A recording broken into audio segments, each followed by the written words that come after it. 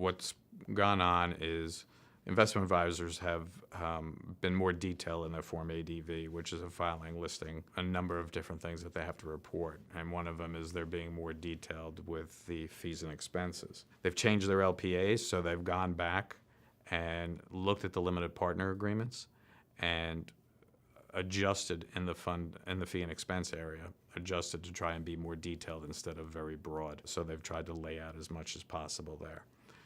Where maybe they haven't done that, a lot of advisors have created fee and expense policies.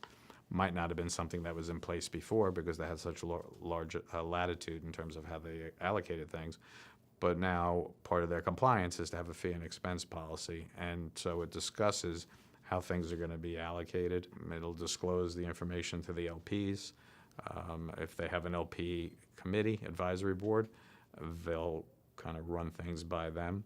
Another thing is going forward, so that's kind of looking back for funds that are in existence, but all new LP agreements and PPMs, the private placement memorandum, will be more detailed in terms of what's listed out in there. That's just a natural reaction of, over time as the SEC gets more detailed and shines more light on what they're looking at, funds react and try and make sure that doesn't become an issue for them. Now that they've kind of shined a light on this, now a lot of the LPs understand all the types of fees and expenses, so they're going to want that disclosure. They're going to even push to maybe have more management fee offsets on some of these expenses as part of a negotiation if they're going to want to invest.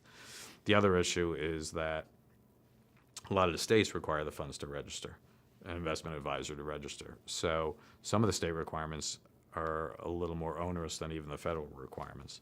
So you may have some funds stay federally registered because if they're federally registered, they don't have to register for the state. So they can follow the federal guidelines and not the state guidelines. So it probably will not change how things are happening because it's basically become a market issue as well as a compliance issue. I wouldn't say that they're afraid, I would say concerned.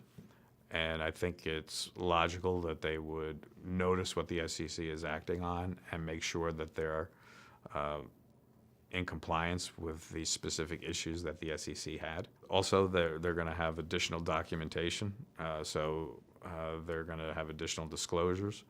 They're going to have additional conversations with their LPs, whether it's through their quarterly newsletters or other ways to get the information to the LPs. I think it's increased a lot.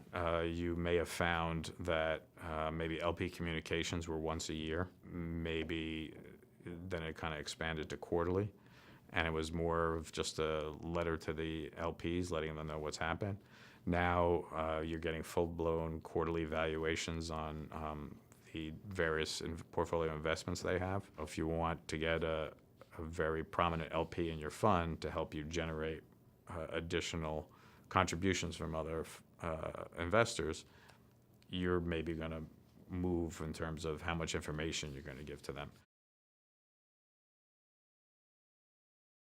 One of the first things that they've done is reviewed all their procedures over the last several years. So they wanted to get a good handle on what's happened in the past and maybe what kind of remediation that they need to do on that. They've put together fee and expense policies, tried to be as detailed as possible, but you can't account for everything. So for instance, 3-4 years ago, nobody was talking as much about cybersecurity as they are now. The SEC actually came out and said it's going to be a major focus on their next wave of examinations. You can't have thought of that 2-3 years ago when you're putting your policies in place. So every year, these fee and expense policies need to be looked at, need to be changed if there's an issue. Another thing that funds have done had mock SEC audits. So they've had outside compliance firms kind of run through what a typical SEC audit would look like and learn from that, tighten up policies and procedures. If there were some major issues found, then maybe self-report.